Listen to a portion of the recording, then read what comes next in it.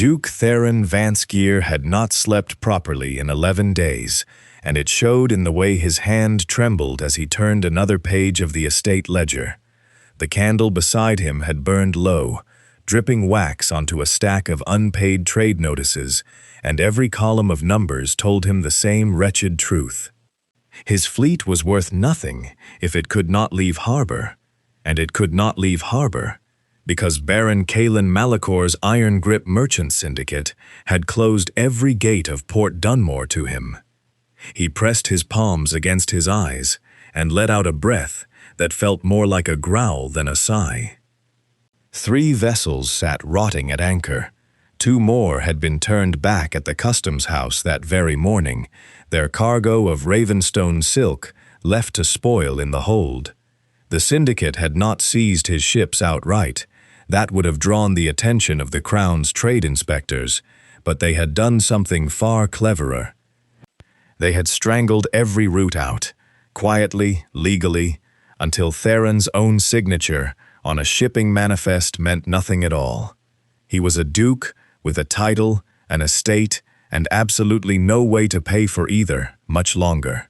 The study door creaked, and Maeve O'Kavanagh entered without a sound, carrying a tray of cold tea that no one had touched since supper.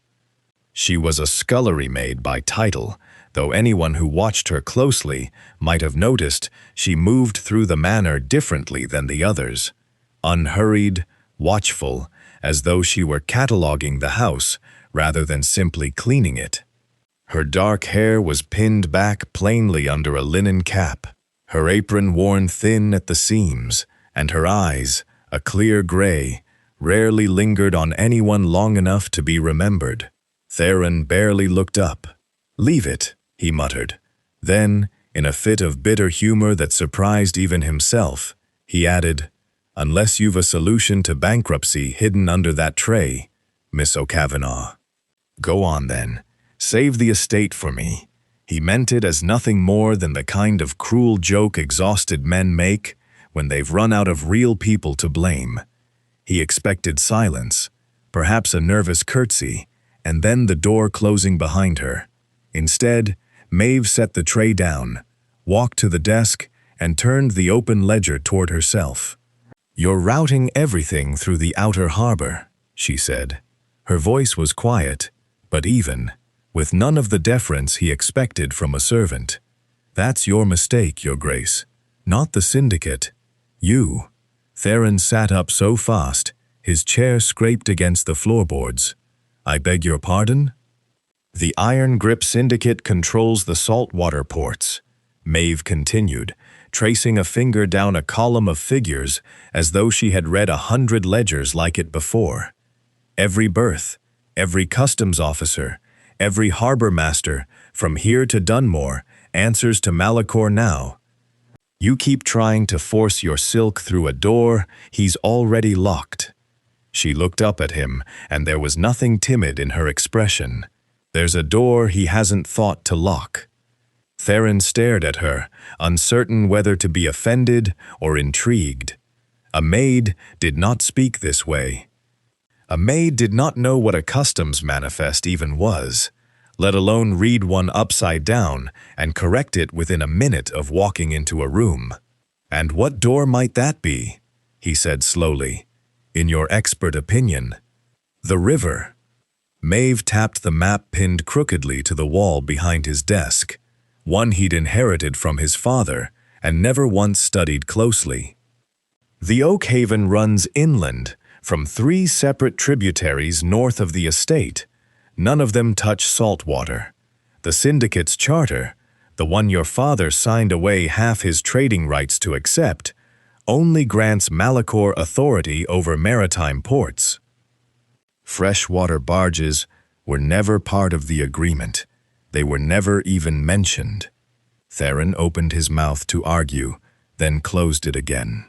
"You could move the silk and spice inland," Maeve went on, "past every checkpoint he's built, using barges no customs officer has jurisdiction to search. It would be slower, cheaper, too, since there'd be no port fees, and entirely legal, provided you never touch a saltwater dock along the way. For a long moment, the only sound in the study was the faint hiss of the dying candle. Theron looked at her, truly looked, for perhaps the first time since she'd started working in his household some months back, and felt something shift uncomfortably in his chest. Not attraction, not yet, but the unsettling sensation of realizing he had underestimated someone so completely that it embarrassed him. "Where," he asked carefully, "does a scullery maid learn to read shipping law?" Something flickered behind Maeve's gray eyes, gone before he could name it. "Perhaps," she said, stepping back and lifting the tea tray once more. "Your Grace ought to ask better questions before he asks a servant to save his estate as a joke." She turned and left the study, her footsteps as silent going out as they had been coming in, leaving Theron alone with his ledgers, his dying candle, and the first real flicker of hope he'd felt in 11 sleepless days. Theron did not sleep that night either, but for once it was not despair keeping him awake. It was doubt, turning over and over in his mind like a coin he couldn't decide whether to trust. A maid did not simply know maritime law. She did not glance at a shipping ledger and correct a duke's understanding of his own charter within a minute. Either Maeve O'Kavanagh was lying to him, hoping to win favor with a desperate man, or she was telling the truth, and the truth was far stranger than anything he'd imagined. He sent for her before the sun had fully cleared the eastern hedgerows. She arrived in the breakfast room, still wearing her apron, hands folded in front of her, betraying nothing.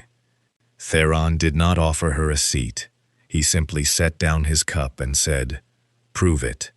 "Prove what, Your Grace?" "Everything you said last night. The charter, the river routes, all of it. I won't risk what remains of this estate on the word of a girl who empties chamber pots for a living." The words came out harsher than he intended, and he saw something tighten in her jaw, though her voice stayed level. "Then you'll want the archive vault," she said. "Not the study. The old records were moved down there after your father passed the management of the estate to his solicitors. I doubt anyone's opened that door in a decade." Theron frowned. "How would you know that?" "Because dust doesn't lie, Your Grace, even when people do." He had no answer for that, so he simply gestured for her to lead the way. The vault sat beneath the west wing, accessible through a narrow stone stair that smelled of damp and tallow. Theron had visited it perhaps twice in his life, both times as a boy trailing behind his father, bored and eager to leave. Now he found himself following a scullery maid through the same passage, candle in hand, feeling absurdly like the one being led, rather than the one leading. Inside, shelves of ledgers and rolled parchment stretched into shadow, undisturbed enough that Maeve had to blow a layer of dust from the nearest shelf before she could read the labels. She moved along the rows without hesitation, running her fingers over cracked leather spines as though she had catalogued this room in some other life. "Here," she said finally, pulling down a long wooden tube sealed with a corroded brass cap. She pried it open and slid out a rolled map, laying it across an old reading table and weighing down its corners with whatever came to hand: an inkwell, a candle stub, a stone paperweight shaped like a ship's anchor. The map was old. 30 years, perhaps more, its ink faded to a soft brown, its edges brittle, but it was detailed in a way Theron had never seen his family's later maps attempt. Every tributary of the Oakhaven River traced with careful precision, every inland dock and forgotten ferry crossing marked in a small, exacting hand. "Your grandfather commissioned this," Maeve said, "before the Iron Grip Syndicate existed in anything but name, before Malacor's family controlled a single berth in Port Dunmore." She traced a line north from the coast, following the river as it split, and wound its way past 3 market towns, Theron barely recognized the names of. The charter your father signed, the one that gave Malacor's syndicate authority over regional trade, only covers saltwater ports. I've read it. Twice. You've read the charter. Theron said it flatly, not quite a question. It's kept in this vault as well, Maeve replied without apology. I had reason to look through these records some months ago, before I ever set foot in your kitchen as a maid. She paused, and for a moment her composure wavered, just slightly, like a curtain stirred by wind.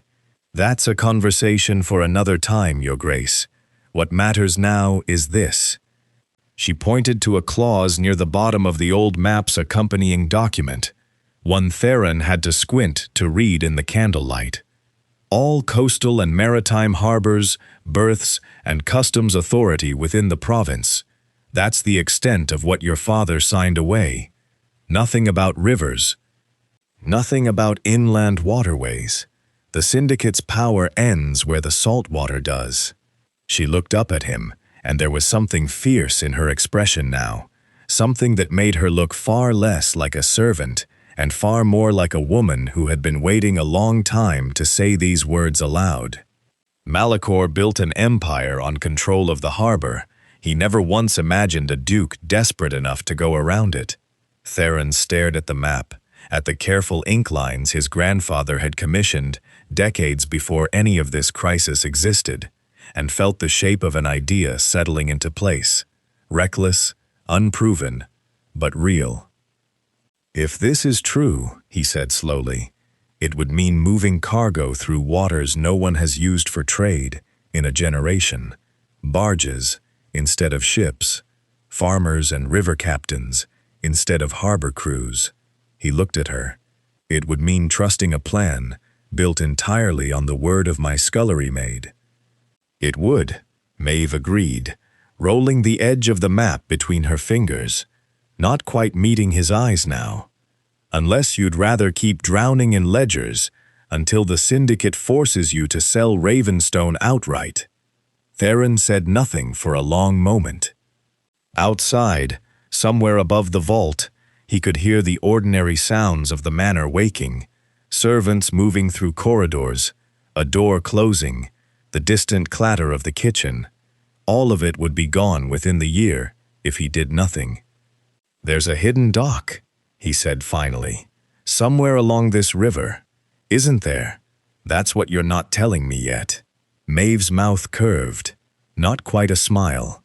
There's more than one, Your Grace, but you'll need to trust me a great deal further before I show you where. They left Ravenstone Manor before dawn, in a plain carriage stripped of its ducal crest, drawn by a pair of unremarkable bay horses Theron usually reserved for hauling feed. He wore a traveling coat, borrowed from his own steward, coarse wool instead of fine cut, and Maeve sat across from him in her gray cloak, watching the hedgerows blur past the window with an unreadable calm. You still haven't told me how a scullery maid knows the difference between a customs charter and a common lease, Theron said, breaking the silence somewhere past the second milepost. You still haven't asked properly, Maeve replied. He exhaled, half amusement, half irritation. Miss O'Kavanagh, how do you know these things? She was quiet long enough that he thought she might refuse him again. Then she said, because it isn't the first time I've read that particular charter. And O'Kavanagh isn't a name I chose, Your Grace. It's the one I was born with. Theron frowned. I don't take your meaning. My father was Guildmaster Alaric O'Kavanagh, she said, and something in her voice went very still, the way water goes still, just before a storm breaks it apart. He mapped every river crossing from Port Dunmore to the northern hills, back when the Guild still had authority over inland trade routes. Before Malacor's family bought their way into the Harbor Council and pushed every independent trader out, my father included, he lost the Guild, lost his standing, and within 2 years he lost everything else besides. I was 12. I've spent the years since learning to disappear into other people's households, under other people's names, waiting for a reason to use what he taught me. Theron sat back against the worn carriage seat, the pieces rearranging themselves in his mind. You've been planning this. Long before I ever made my thoughtless joke in that study. I've been waiting, Maeve corrected.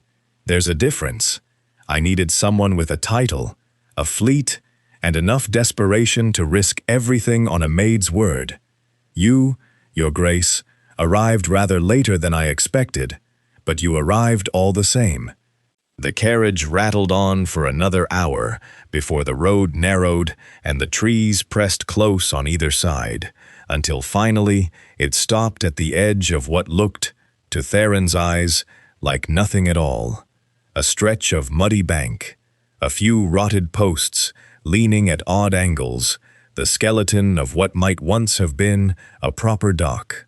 "This is it?" he asked, unable to keep the doubt from his voice.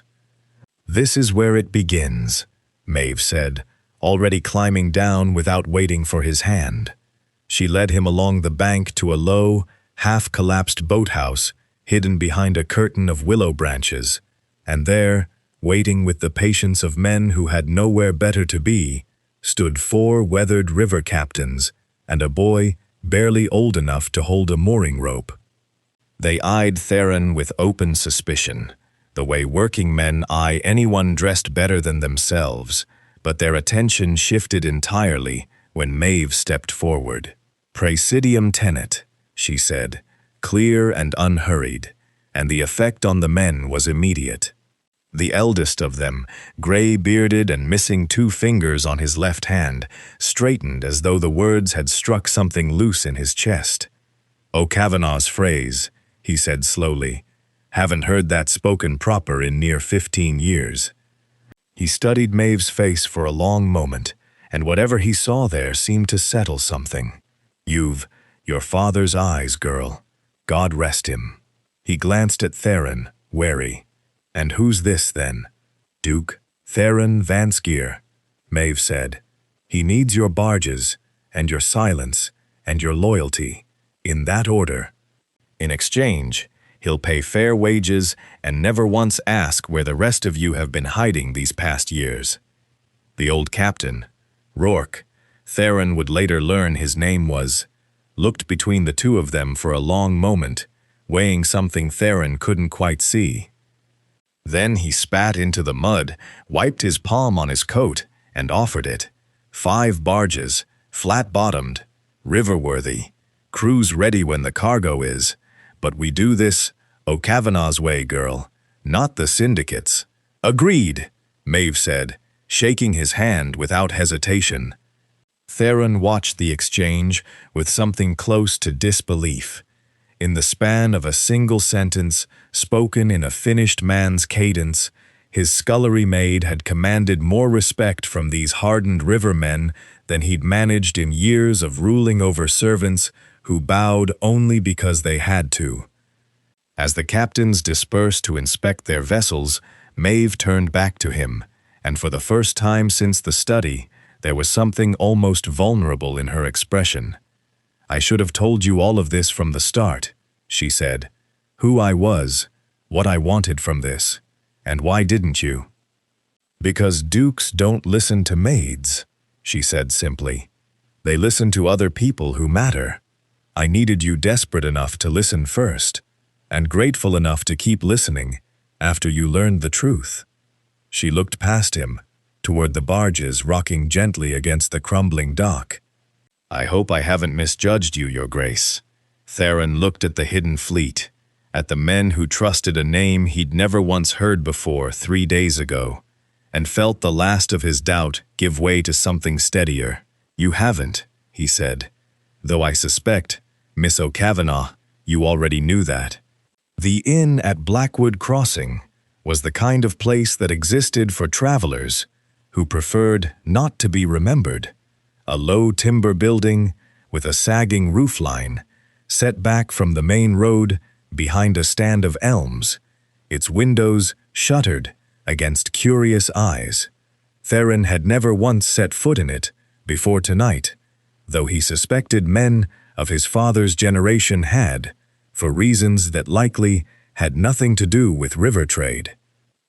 He and Maeve had spent the better part of 2 days arranging what could be arranged from a distance. Messages sent to trusted farmers along the inland route, quiet instructions to the few household staff Theron trusted not to gossip, a story invented for anyone who asked why the Duke of Ravenstone had suddenly taken an interest in touring his northern tenant farms. It was thin cover, but it would hold, provided nothing forced Malacor's attention their way too soon. Now they sat in a private room above the tavern floor, a single lamp between them, waiting for word that the first shipment of raw silk had begun its journey from the inland farms toward the hidden dock at Oakhaven. The wait had stretched long enough that Theron found himself watching Maeve across the table rather than the door, studying the way she'd unpinned her cap and let a few strands of dark hair fall loose, the way her fingers moved restlessly against the wood grain of the table as though she were still tracing river routes in her mind. "We should settle the terms," she said finally, breaking the quiet. "Before the shipment arrives, before either of us gets swept up in whether this succeeds and forgets to decide what happens if it does." Theron raised an eyebrow. "You want to negotiate?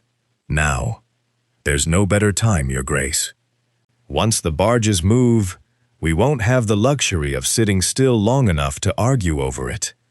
She folded her hands in front of her, and the softness he'd glimpsed at the riverbank vanished entirely, replaced by the same sharp clarity she'd shown that first night in his study. "I've built this plan from nothing.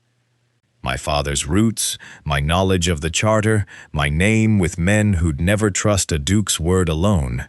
That's worth more than a maid's wages, and I think you know it. What are you asking for?"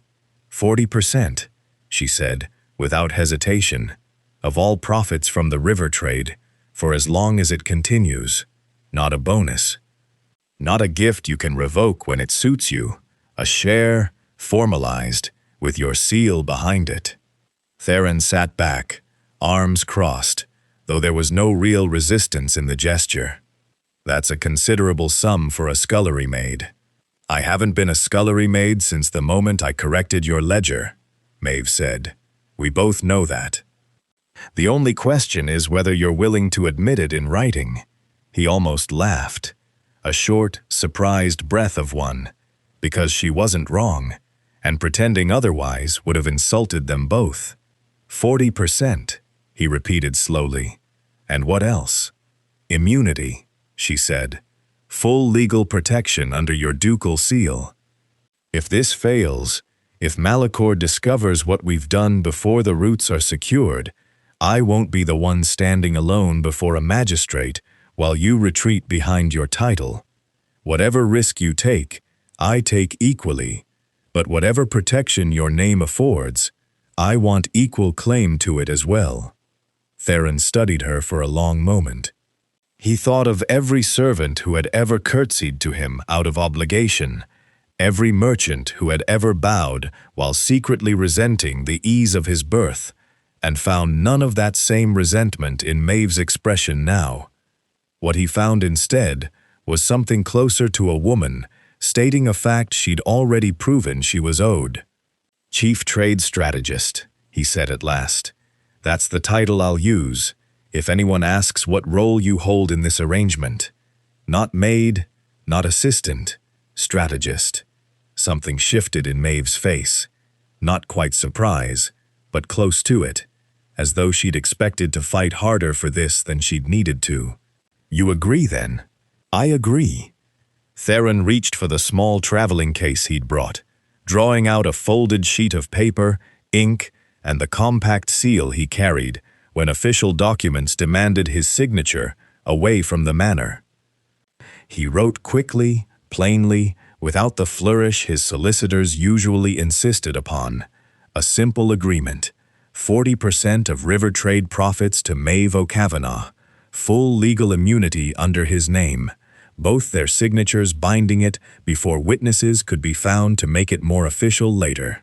When he pressed the ducal seal into the wax, the small sound of it seemed louder than it should have in the quiet room. "There," he said, sliding the paper across the table, "Chief Trade Strategist of Ravenstone's river venture. Try not to bankrupt me twice in one lifetime." Maeve read the agreement carefully. Twice, the way Theron imagined she read everything, before finally signing her name beneath his. For the first time since the study 3 nights ago, something like real relief crossed her features. Not triumph, not yet, but the particular relief of a woman who had waited years to be owed something and was finally, however cautiously, allowed to claim it. "You should know," she said, folding the paper and tucking it carefully into her cloak. "My father would have found this arrangement deeply amusing. A duke, a maid, and a business contract, signed above a tavern that smells of stale ale and river damp." "Your father sounds like a man of good taste," Theron said. Below them, faintly, came the sound of a horse, arriving at speed, and a moment later, footsteps taking the stairs 2 at a time. The messenger they'd been waiting for had finally come, and with him, the first true test of everything they'd agreed to. The messenger's news, once they'd calmed him enough to speak plainly, had been good. The first consignment of raw silk had reached the hidden dock at Oakhaven without incident, loaded under cover of night by farmers who asked no questions because Maeve had made certain, weeks earlier, that questions weren't necessary.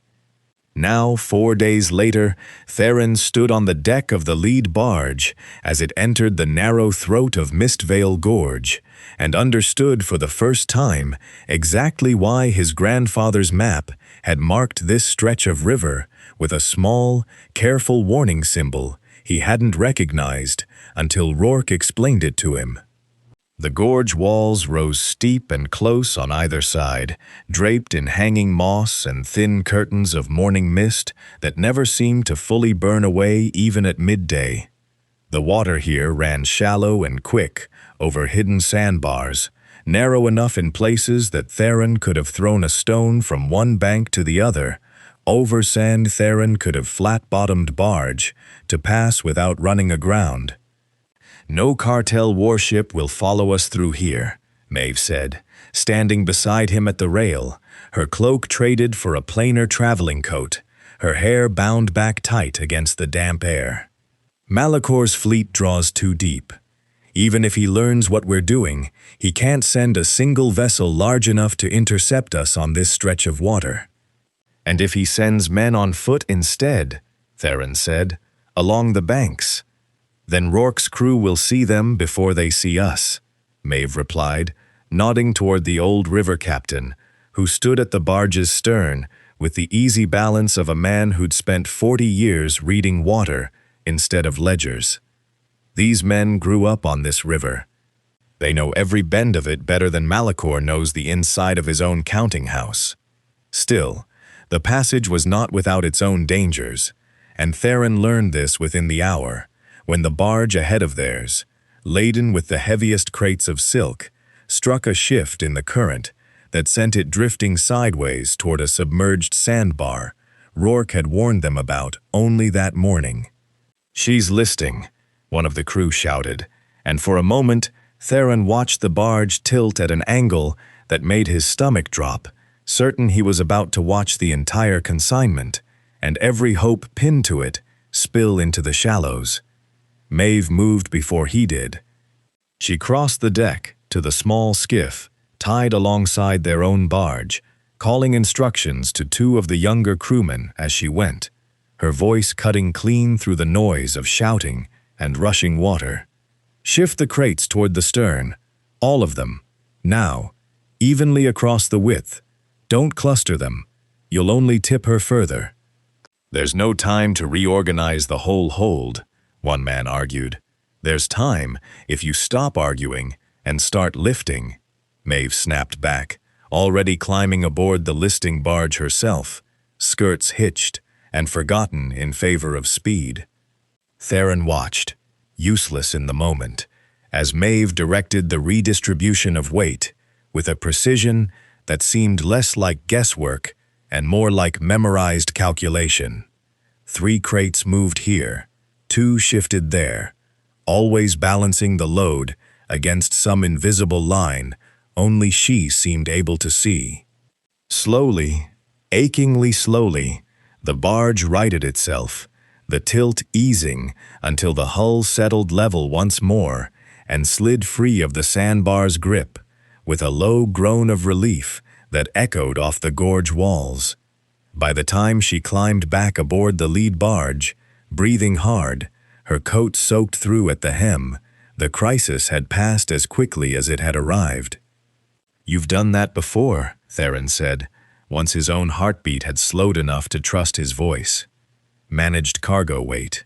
Not just read about it in your father's old papers.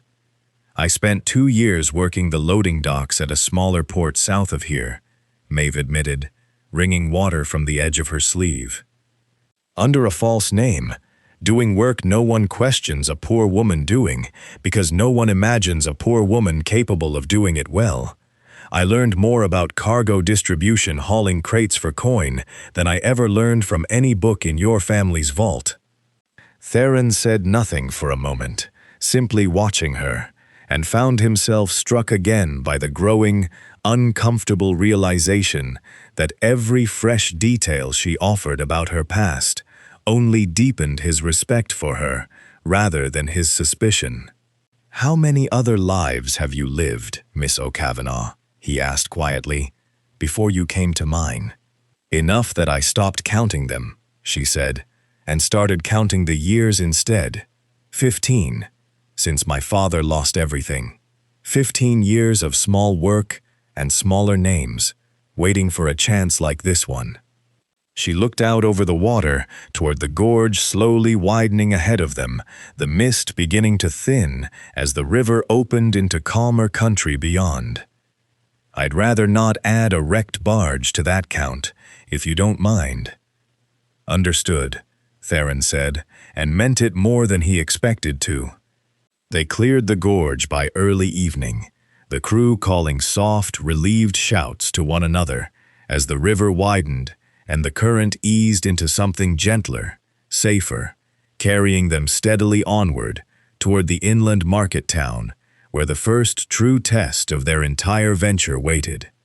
Theron stood at the rail beside Maeve, watching the last of the mist burn away under the fading sun, and felt, for the first time since Malacor's syndicate had closed its grip around Port Dunmore, something that resembled genuine hope rather than desperate calculation. The hardest passage, he thought, was behind them. He was wrong, though neither of them yet knew it. Mistvale Gorge had tested their cargo and their nerve, but Highbridge Town Square, waiting a week ahead, would test something far more dangerous. Whether the world beyond the river was ready to believe that a duke's fortune could be rebuilt on the word, and the work, of a woman it had spent years teaching to disappear. Highbridge had none of Port Dunmore's grandeur, no customs house, no harbor master's tower, no long stone quay, lined with syndicate flags snapping in the wind. It was a modest market town, built where the Oakhaven widened enough to be crossed by a stone bridge, its square lined with timber-framed shops and a scatter of merchant stalls that smelled of tallow and fresh bread, and on market days, the particular sourness of too many people crowded too close together. It was, Maeve had insisted from the very beginning, exactly the sort of place Baron Malachor would never think to watch. "He measures power in ports," she said, as their barges tied off at the town's modest river landing, the crates of silk and spice unloaded under the frank, unbothered curiosity of local dockhands who had clearly never seen a shipment arrive by river before. "Big harbors, deep water, ships he can count and tax and threaten. A town like this isn't worth his notice. That's precisely why it's worth ours." Theron had dressed plainly again for the occasion, though he suspected the merchants gathering near the square's central well could tell easily enough that he wasn't a common trader. It was something in the posture, Maeve had told him once, half teasing. A duke could dress in sackcloth and still stand, like he expected the room to bend around him. The Guildhall at the square's edge had agreed, on short notice and shorter explanation, to host a private showing for the town's assembled merchant guilds, silk traders, spice importers, weavers who'd spent years paying inflated prices for goods funneled through Malacor's controlled harbors. Word had traveled faster than Theron expected once the crates were opened and the quality of the silk made plain. Fine, unspoiled, untouched by the delays and rough handling that came from months sitting in blockaded ships. "This is Ravenstone silk," one older merchant said, running the fabric between weathered fingers with something close to reverence. "I haven't seen quality like this cross my table in 3 years. Not since the syndicate took over every route into Dunmore. You won't find it coming through Dunmore now either," Maeve said, stepping forward before Theron could speak. This shipment came inland, by river, entirely outside the syndicate's charter. No port fees, no syndicate tax, no months of delay, while Malacor's men decide what price will bleed you driest. A ripple of interest moved through the gathered merchants, quiet at first, then louder as more crates were opened and more fabric examined, spice tins pried loose to release the sharp, rich scent of cinnamon and clove that hadn't been dulled by weeks of poor storage in a blockaded hold. "And if we buy from you," another merchant asked, sharper, more wary, "what happens when Malacor learns of it? He's not a man who forgives competition kindly." It was Theron who answered this time, stepping forward, with the quiet authority he'd spent years learning to project, even when he didn't fully feel it. "The river routes are legally beyond his authority. His charter covers saltwater ports only, a fact easily proven in any magistrate's court, should he attempt to interfere. You would be buying goods through a channel he has no lawful claim over. And if lawful claims stopped Malacor from doing as he pleased," the merchant pressed, "half this town wouldn't have spent the last 3 years paying his inflated harbor fees without complaint." It was a fair point, and Theron saw the hesitation ripple through the room again, the old fear of the syndicate's reach outweighing, for some, even the promise of better goods at fairer prices. He glanced at Maeve, uncertain how to answer a fear rooted in years of experience rather than simple logic. She didn't hesitate. "Then buy quietly. At first, if that eases your worry," Maeve said, addressing the room directly now, her voice carrying easily across the Guildhall. "Small orders. Test the silk yourselves, sell it discreetly, see whether the quality and the price hold. You owe the Duke of Ravenstone nothing beyond a fair trial, but I'd remind you all, every season you've spent paying Malacor's fees, you've done so because you believed you had no other route. You do now. Whether you use it is entirely your own choice." It was, Theron thought, exactly the right thing to say. No pressure, no desperation showing through. Simply an offer, laid plainly on the table for men who had learned, through years of the syndicate's grip, to be suspicious of anything offered too eagerly. By the end of the afternoon, 3 of the town's largest guilds had placed orders substantial enough to cover, in full, the immediate debts, threatening to strip Ravenstone of its remaining assets. Smaller merchants followed within the hour, encouraged by the boldness of the larger guilds, until the crates that had left Oakhaven that morning stood nearly empty by dusk, and a modest but very real sum of coin sat counted and secured in the strongbox Theron had brought for exactly this purpose. "We've done it," he said quietly, once the last merchant had departed, and the guild hall had emptied into evening shadow. Enough to cover the debt, enough to breathe, for the first time in months. For now, Maeve said, though there was no coldness in the correction, only the same steady caution that had guided every step of the plan so far. Malachor will notice a drop in his silk prices soon enough. Men like him always do. When he does, he'll come looking for the reason. She began securing the strongbox, her movements quick and practiced. We have days, perhaps, before he starts asking questions we can't afford to answer carelessly. Theron looked at the near-empty crates, at the coins secured against a ruin that had felt inevitable only a week ago, and allowed himself, briefly, the shape of relief. It would not, he already sensed, last very long. Baron Kalin Malachor was not a man who tolerated surprises, and the report laid before him on his study desk was, without question, a surprise. He read it twice before setting it down, his expression giving nothing away to the clerk, who stood waiting near the door, hands clasped, clearly braced for a reaction that hadn't yet come. The Iron Grip Syndicate study occupied the finest room of a townhouse overlooking Port Dunmore's harbor, its windows offering a clear view of the very ships and berths Malachor had spent 15 years bringing under his exclusive control. From here, he could count every vessel that entered or left the port, could name every merchant who paid his fees on time and everyone who didn't. What he could not explain was why silk prices in Highbridge, a modest inland town he'd never once bothered to include in his ledgers, had fallen by nearly a third in the span of a single week. "Say that again?" he said finally, his voice even deceptively calm. Slowly. "Highbridge, Bramwell, and Coswick," the clerk said, reading from his own hastily scribbled notes. All three towns reporting fresh silk and spice, at prices well below what our contracted merchants have been charging. Quality reports are strong. No syndicate fees appear to have been paid on any of it. Impossible. Malachor stood, crossing to the window, staring out at the harbor as though the answer might be floating among the anchored ships. Every port within 200 miles answers to this house. Every customs officer, every harbor master, every inspector along the coast.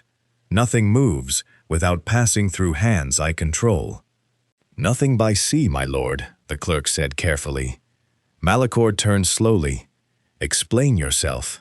"The towns in question, Highbridge especially, sit well inland, along the Oakhaven River, not the coast." The clerk hesitated, clearly aware he was delivering news his employer would not welcome. "It's possible, my lord, that the goods arrived by river rather than by sea." For a long moment, Malachor said nothing at all. He had spent the better part of 2 decades building an empire on a single, ruthless principle. Control the water, and you control everything that must cross it.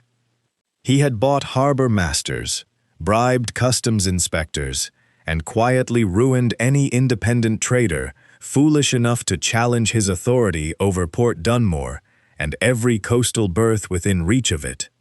It had never once occurred to him, in all that careful, patient construction, that the water he needed to control might extend beyond the reach of the sea. "Rivers," he said, testing the word as though it tasted foreign in his mouth. "The charter granted to this house covers maritime trade specifically, my lord," the clerk added, and immediately looked as though he regretted saying it aloud. "Coastal ports, saltwater harbors. I don't believe the original agreement addresses inland waterways at all." Malachor's jaw tightened. He had read that charter 100 times over the years, always focused on what it granted him, never once, apparently, considering what it had failed to claim. The oversight sat in his chest like a stone swallowed whole, heavy and humiliating in equal measure. "Find out who is behind this," he said, his voice dropping into something colder than before. I want every auditor this house employs sent inland by morning. Trace the silk back to its source, the farms, the docks, whatever crossing point they've been using. I want a name before the week is out." "Yes, my lord." "Should we also, and find out," Malachor continued, cutting him off, "whether this is the work of some enterprising farmer who stumbled onto a legal gap by accident, or something rather more deliberate." He returned to his desk, sitting slowly, though the stillness in his posture now carried none of its earlier calm. "A silk shipment doesn't organize itself, sell itself to 3 separate guilds within a single afternoon, and vanish before I've caught wind of it. Someone planned this, someone with knowledge of my charter's exact boundaries, knowledge most men in this province don't possess." The clerk shifted uncomfortably. "You suspect a rival merchant, my lord, one of the independents you displaced when the syndicate first formed." Malachor considered this, turning the possibility over with the same cold patience he applied to every problem that threatened his control. Most of the independent traders he'd forced out of business over the years had scattered or fallen into ruin entirely, too broken by the loss of their livelihoods to mount any kind of organized resistance years later. But not all of them. "There was a guildmaster," he said slowly, half to himself, memory surfacing reluctant and unwelcome. "O'Kavanagh ran the river trade routes before this house consolidated authority over the province, mapped every tributary from here to the northern hills, if I recall correctly." He tapped a finger against the desk, considering. "He lost everything when the charter was signed. Family scattered, I believe. It was assumed he had no means left to trouble this house again. Shall I have the auditors look into his family as well, my lord?" "Have them look into everything," Malachor said, standing again, the earlier stillness giving way now to something sharper, more purposeful. "Every farm along that river, every dock, every name connected to O'Kavanagh's old roots, however distant the connection. Whoever has done this has cost me coin and, worse, embarrassment. I intend to know exactly who before I decide precisely how thoroughly I intend to ruin them." Outside his window, the harbor continued its ordinary business, ships loading and unloading under the syndicate's watchful control, entirely unaware that 50 miles inland, along a stretch of river no one in Port Dunmore had thought worth watching, the first real threat to Malachor's monopoly in 15 years had already begun quietly rebuilding itself, faster than his auditors would manage to trace it. News of Malachor's auditors reached Ravenstone before the men themselves did, carried by a farmer's boy who'd watched 2 strangers in fine coats asking careful questions at the mill 3 villages north of the estate. Maeve read the message twice by lamplight, her expression unreadable, before finally setting it down across from Theron at the study desk that had started this entire venture less than a fortnight ago. "They're moving faster than I expected," she admitted, asking about O'Kavanagh specifically. "Someone in that house remembers my father's name." "Malachor," Theron said. "It wasn't a question. He'd have been young when my father lost the guild, but old enough to remember the man who once controlled the very roots he spent 15 years consolidating." Maeve rubbed a hand across her eyes, the first real sign of strain Theron had seen from her since the riverbank. "He'll connect the silk to the river soon enough, if he hasn't already, and once he does, it's only a matter of days before he connects the river to me. Then we need to move before he does," Theron said. "Not just the cargo, the routes themselves." Maeve looked up at him, something sharpening in her expression. Not surprise exactly, but the particular alertness of a woman, realizing someone had reached the same conclusion she had, perhaps only moments before her. "You're thinking of the leases."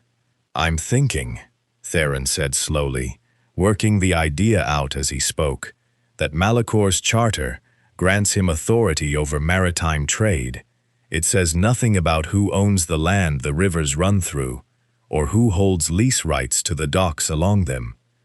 If those docks became private estate property, then no customs officer, no syndicate auditor, no magistrate acting on Malacor's word could touch them. Maeve finished, already reaching for her cloak. Not without cause, not without proof of wrongdoing a court would actually recognize. They left for the county registry office within the hour, traveling faster and with less caution than either of them had allowed themselves before, the urgency of the moment outweighing the careful secrecy that had defined every step of the venture until now. The registry sat in the provincial town of Aldermere, a squat stone building staffed by clerks who had clearly seen enough noblemen's business to have long since stopped being impressed by titles.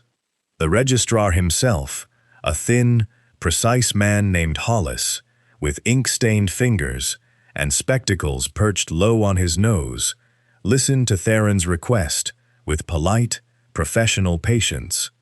"Exclusive lease rights," he repeated, "to every major dock along the Oakhaven, from Blackwood Crossing north to the Mistvale Passage. That's a considerable stretch of river, Your Grace." "I'm aware," Theron said. "I'm prepared to pay accordingly."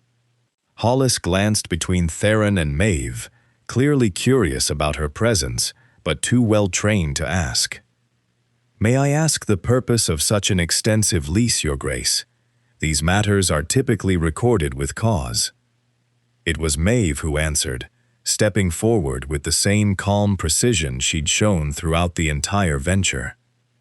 "The Duke of Ravenstone wishes to develop private river trade along his ancestral holdings. The docks in question sit largely on land already connected to Ravenstone's estate boundaries, or adjacent to it. We're simply formalizing what geography has already suggested." Hollis studied the old boundary maps Theron had brought, the same maps his grandfather had commissioned decades before, the ones that had started this entire venture in a dusty vault beneath the West Wing. "These boundaries are old, but they appear sound. I don't see any conflicting claims registered against this stretch of river." He made a note, then glanced up again.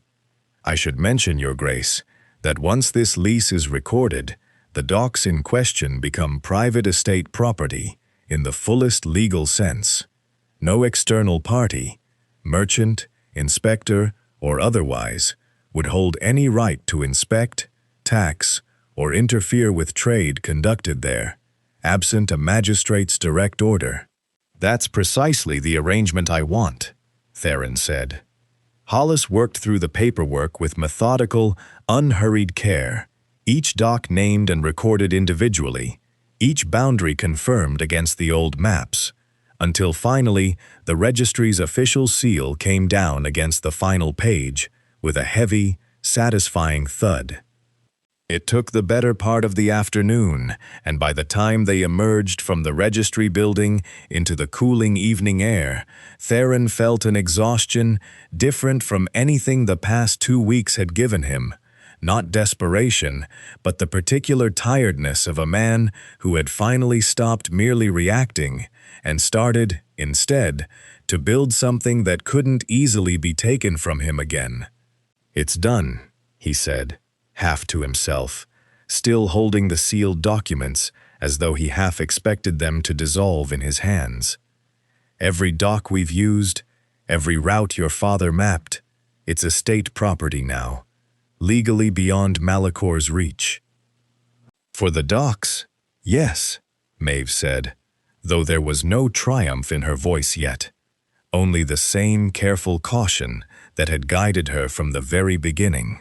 "But Malacor still controls the harbor, Your Grace. Your ocean-going fleet is still sitting at anchor, still subject to whatever fees and delays he chooses to impose. This closes one door against him. It doesn't yet open the one he's still holding shut."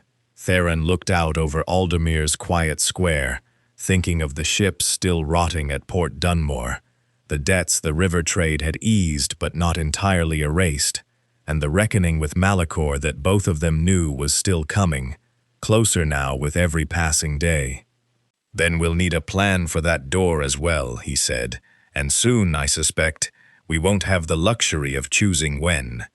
The summons arrived on a gray morning, delivered by a syndicate courier who handed Theron's steward a folded notice with the particular smugness of a man carrying bad news he'd been told to enjoy. The notice was brief, formal, and unmistakably a threat, dressed in the language of ordinary business. The Iron Grip Syndicate, citing unpaid port fees accrued over the past 4 months, intended to impound the Duke of Ravenstone's remaining ocean-going vessels within the week, pending full settlement of the outstanding debt. "He knows," Theron said, reading the notice twice at the breakfast table before passing it across to Maeve. "He can't prove the river trade is mine yet, or he'd have said so outright. But he knows something's changed, and he's moving against the one part of my fleet he can still legally touch." "The harbor ships," Maeve said, scanning the notice with the same sharp focus she brought to everything. "He's punishing what he can reach, because he can't yet reach what he suspects. How much do I owe him? Enough that settling it in full would have been impossible a month ago." Maeve set the notice down, already calculating. Theron could tell, faster than the numbers themselves should have allowed. But the river trade's profits, combined with what remains in the estate's reserves, it's possible, uncomfortable, but possible. Theron sat back, turning the idea over. "You're suggesting I simply pay him everything I owe, in full, before he can seize a single vessel? I'm suggesting you strip him of every reason to touch your fleet at all," Maeve said. "Right now, his leverage is the debt itself. The moment that debt is settled, in gold, before witnesses, he has no legal grounds left to seize anything. He'll be furious. He won't be able to do a single thing about it." It was, Theron thought, exactly the kind of solution Maeve had offered from the very first night in his study. Not the answer that felt most satisfying, but the one that left Malachor with nothing to hold.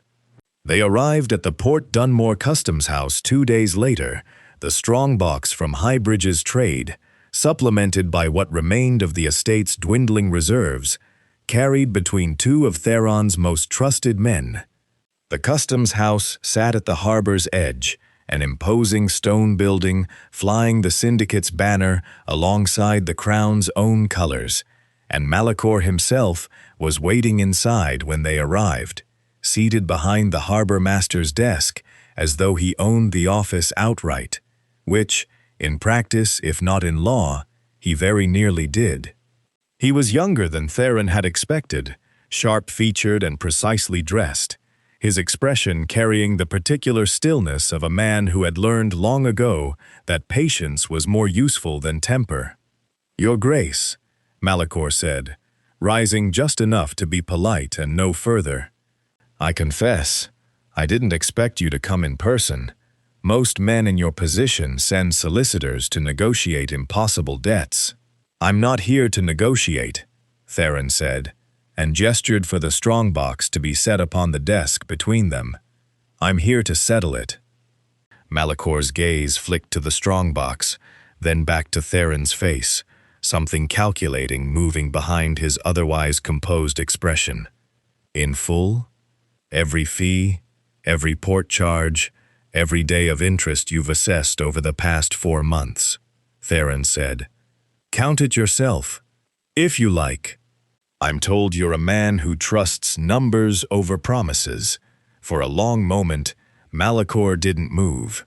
Then he nodded to the clerk beside him, who opened the strongbox and began the careful, methodical work of counting coin against the ledger Malachor slid across the desk. The silence in the room stretched taut as the count continued, and Theron felt Maeve beside him, still and watchful, her presence a quiet steadiness he hadn't fully realized he'd come to rely on until this exact moment. "It's all here," the clerk said finally, sounding faintly surprised. "In full, my lord. Every figure accounted for." Malacor's jaw tightened, just slightly, the first genuine crack Theron had seen in his composure. "4 months ago, Your Grace, your estate couldn't have covered a third of this sum. I made certain of it before I closed the harbor against you." His eyes moved to Maeve, sharp and searching, though whatever suspicion he carried, he chose not to voice it directly. "Something has changed rather dramatically in your fortunes." "Fortune has little to do with it," Theron said evenly. "I simply found a route your charter never accounted for." It was a risk, saying even that much, but Theron watched Malacor's expression carefully and saw only frustration, not certainty. The Baron suspected everything and could prove nothing, not yet, and the debt now settled in full stripped him of the one lever he'd had any legal right to pull. "The debt is cleared," Malacor said finally, his voice clipped, controlled fury simmering just beneath the surface of it. "My men will release your vessels within the day." He stood fully now, leaning forward slightly, his gaze fixed on Theron with an intensity that made the threat beneath his next words unmistakable, despite their calm delivery. "But I would advise Your Grace to consider carefully whatever route has suddenly made you so solvent. This house did not build its authority by allowing rivals to flourish unnoticed. Whatever you've found, I will find it too." "I don't doubt it," Theron said, and meant it, though he kept his voice as level as Malacor's own. "I look forward to explaining it to you, when the time comes." They left the customs house with the fleet's release papers secured and the debt fully cleared, but Theron felt no real triumph as they climbed back into their carriage. Only the certain, settling knowledge that Malacor's suspicion had sharpened into something far more dangerous than simple curiosity, and that the reckoning Maeve had warned him was coming had, with this single visit, drawn considerably closer. The Royal Exchange Hall stood at the heart of the province's trade district, its high vaulted ceiling and long oak tables reserved for gatherings that mattered. Disputes between guilds, the settling of trade law, and, on this particular morning, an emergency session called by Baron Malacor himself, demanding an immediate vote to ban all unregistered river trade throughout the province. Theron had expected the summons the moment word reached him. What he hadn't expected was the sheer scale of Malacor's response. The hall was packed nearly to capacity.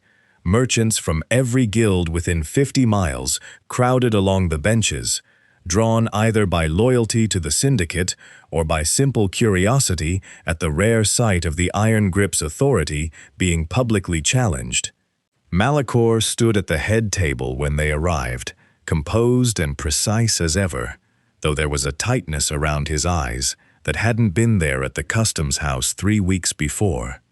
"Honored guildmasters," Malacor began, once the hall had settled, "you're aware, I trust, of the disruption certain unregistered river trade has caused to the established order of this province's commerce. Goods moving without inspection, without proper taxation, undermining every safeguard this council has built over 15 years to protect fair and lawful trade." He gestured toward Theron and Maeve, seated near the front of the assembled merchants. "I propose an emergency measure, a formal ban on all riverborne trade lacking syndicate registration, effective immediately, with full enforcement authority granted to this house." A murmur moved through the hall, some merchants nodding along, others glancing uncertainly toward Theron and Maeve, clearly aware of whose fortunes such a measure would ruin. Theron rose to speak, but Maeve's hand on his sleeve stopped him, a small, deliberate gesture, and he understood immediately that she intended this fight to be hers. She stood, and the hall's murmur quieted as every eye turned toward the woman who had, until 3 weeks ago, been entirely unknown to any of them. "Before this council votes," Maeve said, her voice carrying clear and steady across the vaulted hall, "I'd ask you to consider exactly what authority the Baron is asking you to grant him." She stepped forward, a leather portfolio in her hands, and began laying documents across the central table with the same unhurried precision she'd shown at every turn of this venture. "This is the original charter establishing the Oakhaven Trade Guild, dated some 40 years before the Iron Grip Syndicate existed in any form.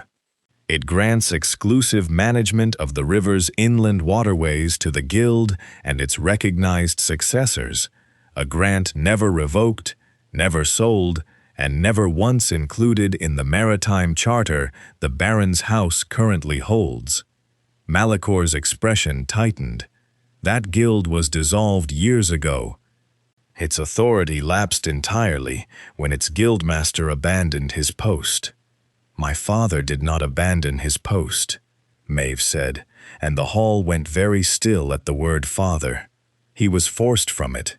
By pressure, this house applied through means that would not survive close examination in front of this very council.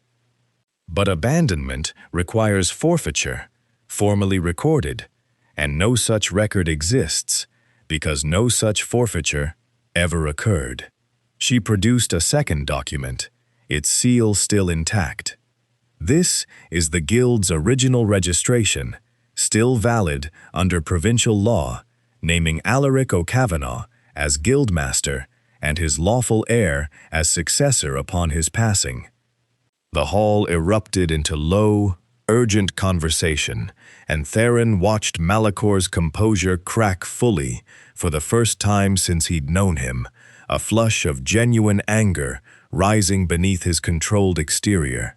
"You," Malacor said slowly, staring at Maeve as the final pieces clearly assembled themselves in his mind. "The scullery maid, you're O'Kavanagh's daughter." "I am," Maeve said, without flinching. "And under this charter, still legally valid, the river routes your proposed ban seeks to close belong to the Oakhaven Guild, meaning any vote this council passes today has no authority over them whatsoever. You may ban unregistered trade all you like, Baron. It simply won't apply to trade conducted under a guild charter older than your own." For a moment, Theron thought Malacor might simply argue the point regardless, forcing the vote through on authority alone. But the hall had already shifted, murmurs turning to open discussion among the smaller merchant guilds. Men who had spent years resenting the Iron Grip's fees, now seeing, plainly laid before them, a lawful alternative they hadn't known existed until this very morning. Then came the twist neither Theron nor Maeve had anticipated. An older guildmaster near the back of the hall rose slowly to his feet, silver-haired and leaning on a cane, his voice carrying the particular authority of a man who rarely spoke but was always heard when he did. "I remember Alaric O'Kavanagh," he said. "I sat on this very council when his guild was pressured into dissolution.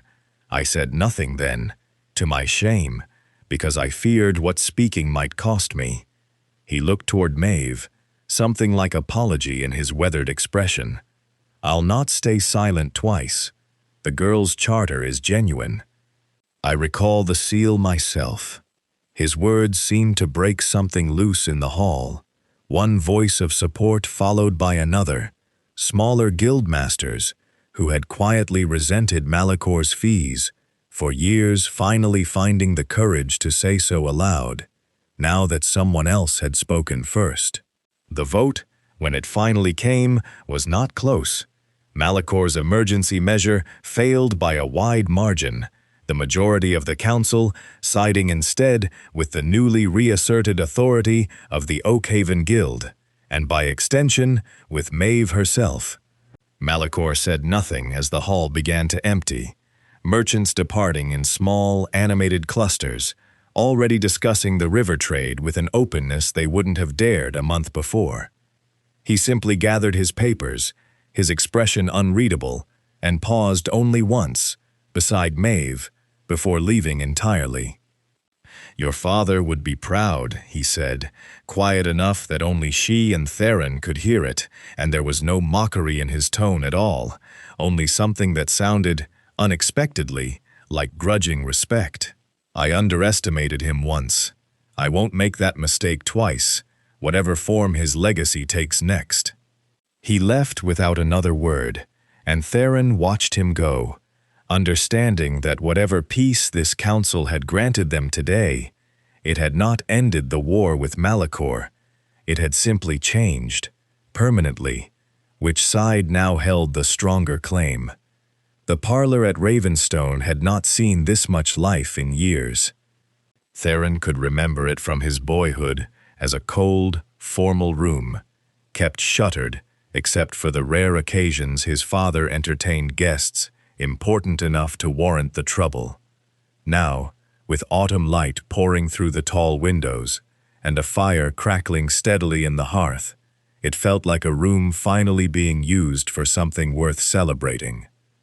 The past month had passed in a blur of steady, unglamorous work, not the desperate scrambling of those first frantic weeks, but the slower business of building something meant to last. The river routes flowed openly now, no longer hidden behind false names and midnight departures, and 3 more inland towns had signed trade agreements with the newly reasserted Oakhaven Guild. Malachor's syndicate had not vanished, and Theron doubted it ever fully would, but its grip on the province's trade had loosened considerably, forced now to compete rather than dictate. Maeve stood near the parlor's long table, no longer dressed in the plain gray of a scullery maid, but in a simple, well-made gown of deep green, her dark hair pinned neatly, rather than hidden beneath a linen cap. She still carried herself the same way she always had, watchful, precise, but there was an ease in her shoulders, now that Theron hadn't seen in her before, the particular relief of a woman no longer required to disappear into someone else's household to survive. "You wanted to see me, Your Grace," she said, though the formality in her voice had softened into something closer to habit than distance. "Your note said it concerned estate business." "It does," Theron said, gesturing to the document laid across the table between them, its ink still fresh, its seal not yet pressed. "Rather significant estate business, as it happens." Maeve stepped closer, scanning the paper with the same careful attention she brought to every document that had ever crossed her path since that first night in his study. Theron watched her expression shift as she read, confusion first, then something sharper, something that looked almost like disbelief. "This dissolves my domestic employment contract," she said slowly. "It does," Theron agreed. "You've not been a scullery maid in any meaningful sense for weeks now, Miss O'Kavanagh. It seemed foolish to keep pretending otherwise on paper when the truth of it has been plain to everyone at Ravenstone since the first week you started correcting my ledgers instead of clearing my tea." She looked up at him, and for a rare moment, the composure she carried into every negotiation, every hidden dock, every hostile merchant hall, seemed to waver entirely. "And this replaces it with what, exactly?" Theron reached for the second document, the one he'd spent considerable time drafting with his solicitor over the past week, revising it more carefully than he'd revised anything in years. "A permanent partnership deed," he said, "establishing the Ravenstone O'Kavanagh Trade Syndicate, jointly held, with you named as director of all river trade operations under the Oakhaven Guild's charter. Not an employee, not an advisor working at a duke's pleasure. A partner, in full, with authority equal to my own over every route your father once mapped and every one we've built since." Maeve was quiet for a long moment, staring at the document, as though she expected the words to shift or vanish the longer she looked at them. "You're giving me equal authority," she said finally. "Not just a share of profit, actual standing. You earned actual standing the night you looked at my ledger and told me I'd been drowning in the wrong ocean," Theron said. "Everything since has only confirmed it. I'd be a poor duke, and a worse partner, if I pretended otherwise, simply because it's easier for men like Malachor to accept a title than a name like O'Kavanagh." Something in Maeve's expression eased then, the last of her careful guardedness giving way to something warmer, more openly moved than Theron had ever seen from her. "My father spent his last years believing his name meant nothing anymore," she said quietly. "That everything he'd built had simply been erased, the moment the syndicate forced him out. I used to lie awake, wondering if he'd been right." "He wasn't," Theron said. "And you've proven that more thoroughly than any argument I could have made on his behalf." She picked up the pen from the table, studying the deed one final time before signing her name beneath his with the same steady hand she'd used to sign every document since Blackwood Crossing. When she set the pen down, Theron pressed the ducal seal into the wax beside her signature, and the sound of it settling into place felt, this time, entirely different from the quiet, uncertain agreement they'd signed above a tavern weeks ago. This one carried the weight of something built, rather than merely negotiated. "Director of the Ravenstone O'Kavanagh Trade Syndicate," Theron said, reading the finished title aloud. "It has a rather considerable ring to it." "It should," Maeve said, and for the first time since he'd known her, something close to a genuine smile crossed her features. "It took 15 years, a bankrupt duke, and a joke you never intended anyone to answer seriously." "I've learned my lesson," Theron said. "I intend to take every future joke I make around you a great deal more seriously." Outside the parlor windows, the estate stretched toward the river in the fading afternoon light, the same water that had nearly ruined Theron a month ago, now carrying barges steadily between towns that had, until recently, never once considered trading outside Malachor's reach.